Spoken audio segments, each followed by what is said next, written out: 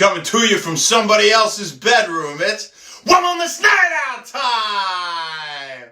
Happy When Wellness Nerd Out time, folks. And today, we're talking about ketogenesis, ketolysis, and how intermittent fasting can play a role here. This light's really bright.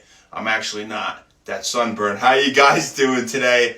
And again, happy When Wellness Nerd Out time. So, where we left off yesterday, we were talking about how we can go back and forth from different metabolic processes like lipid metabolism and glycolysis and going through that Krebs cycle, right, the citric acid cycle and things like that to produce energy, the different intermediates being related, right? And one of those examples, so first, let's again review real quick from the top. So when we're talking about going through our energy producing pathway in cellular respiration, right? We start with glycolysis, we're breaking glucose down.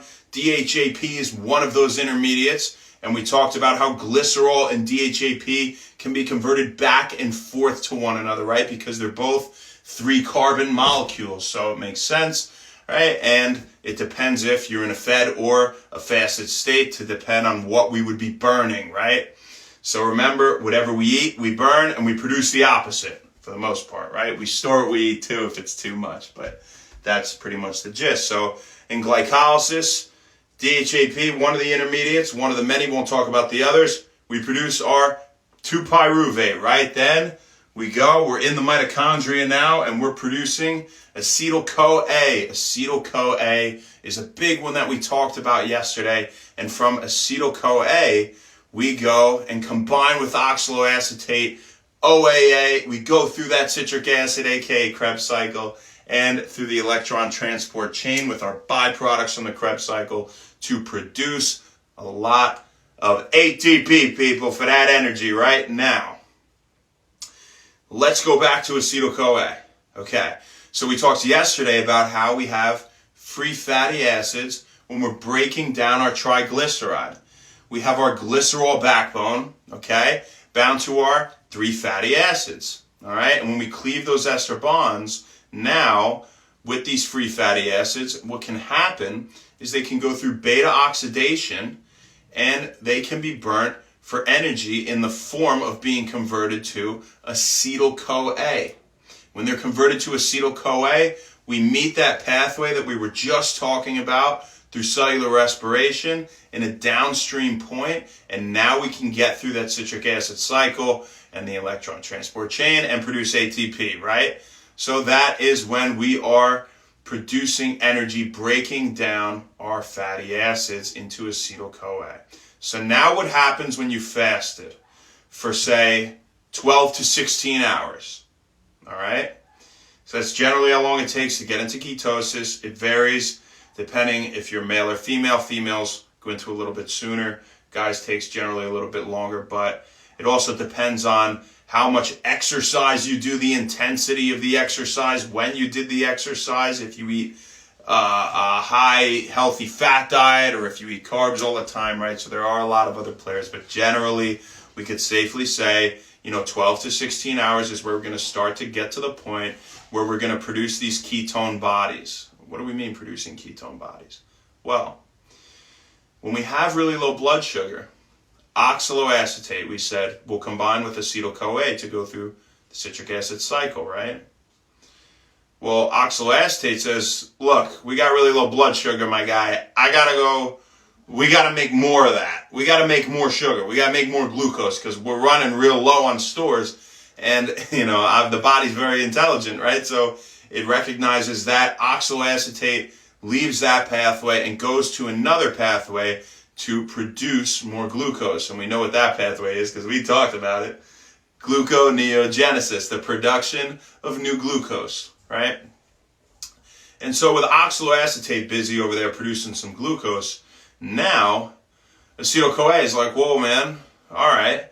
I mean, we keep burning these free fatty acids, right? Because we're getting to ketosis. We gotta burn them. We have real low blood sugar.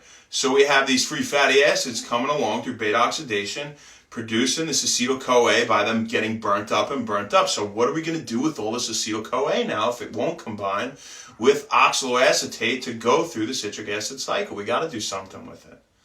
Well, a few things, right? And one of those major things is acetyl-CoA will be converted into our ketone bodies, acidoacetic acid, however you want to say it, acetoacetic acid, doesn't really matter, and beta-hydroxybutyrate or beta-hydroxybutyric acid, right? So now we're producing our ketone bodies, okay? And these ketone bodies will form as a, will serve, as a form of energy, right? That we can now, when they're at a different location, say sent to tissues like we got the brain, right, the heart, skeletal muscle, and we want to burn these ketone bodies up. What we do, you guessed it, we just reverse the process, because all these processes are reversible. Everything is cycles in the body, right?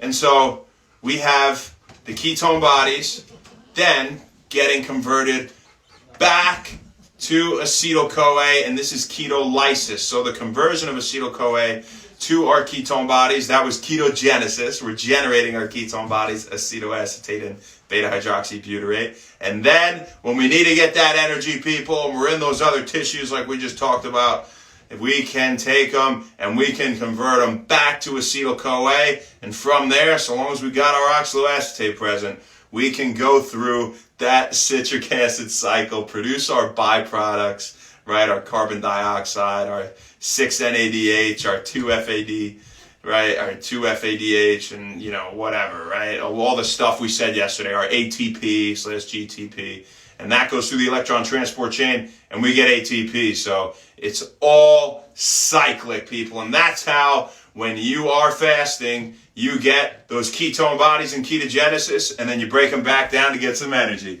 That's all we got for you today. Thank you very much. What up, Elsa Spintero? You guys have a fantastic rest of your night. We'll see you tomorrow. We'll talk about what happens in the Fed state tomorrow. So you guys have a great day, and happy When Wellness Nerd Out time.